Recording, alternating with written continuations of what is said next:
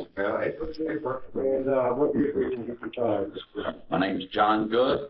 I went into the Navy in 1957. I went into the squadron in approximately March of 1958 and was discharged September 1st, 1961.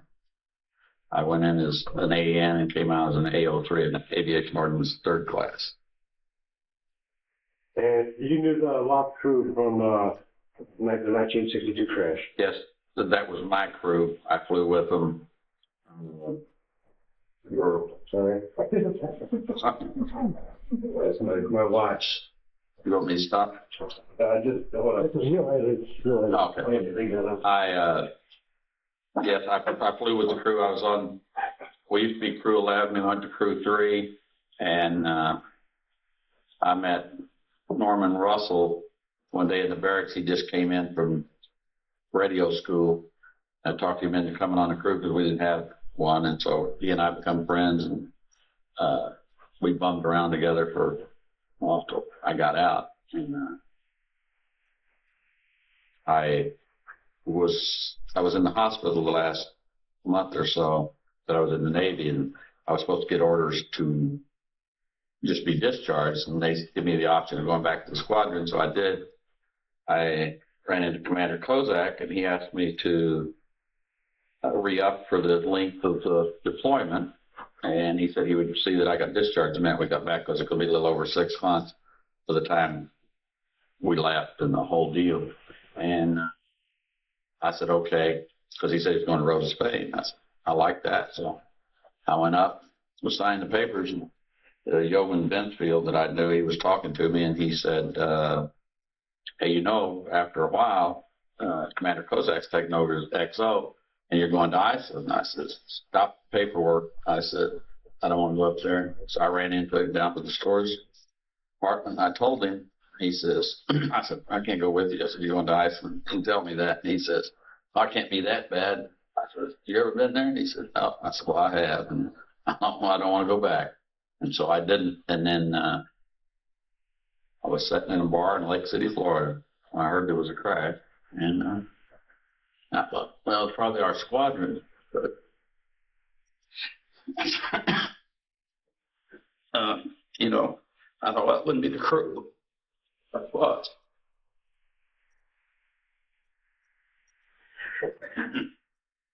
And later on, after I was married and had a son, I named him after Norman Russell and Joseph Renenburg. And about 1967, I went down through Louisiana and looked up Norman Russell's father, Royce Russell, and went out the house and introduced my son to him. And while we were talking, he said, I guess you'll want to go visit the grave. And I looked at him kind of funny, and he said, well, you knew they found him. I said, no, I didn't know that.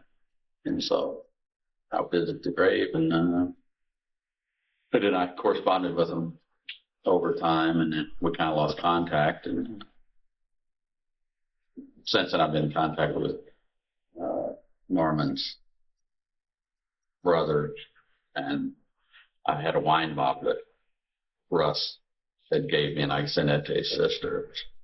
But, yeah, we used to call Russ, one guy, Ron Nunn, and nicknamed him Fish Eye, so we called him Fish Eye.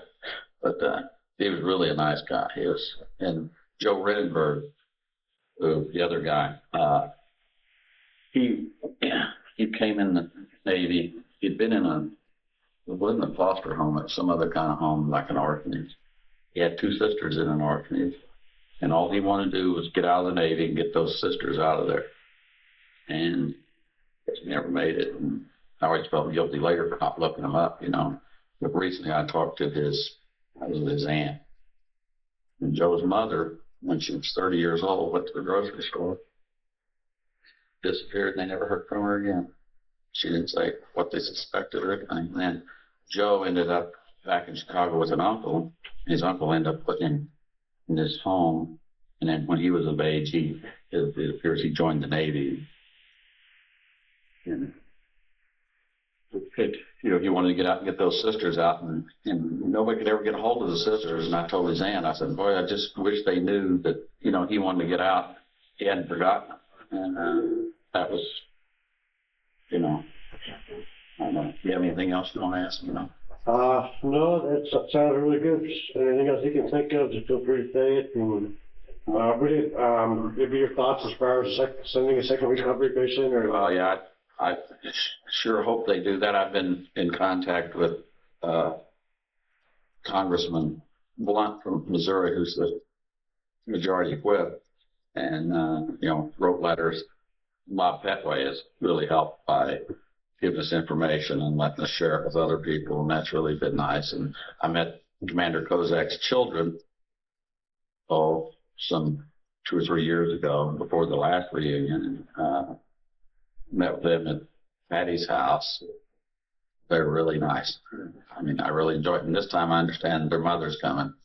And I met them once in '61 before the deployment. Commander Kozak was kind of a man's man. He'd have a lot of crew parties. We had one out at, I believe it's Kingsley Lake, and his wife and children were out there. So I knew he had kids moving down. I just knew that, you know, they won't leave that. He was a tremendous guy. And Caswick, Lieutenant Caswick, I don't know if he was a JG or at the time.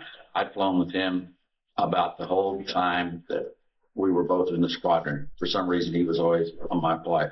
We used to call him Elvis because he had this to start him a sideburn, which was kind of, you know, the officers didn't really dress.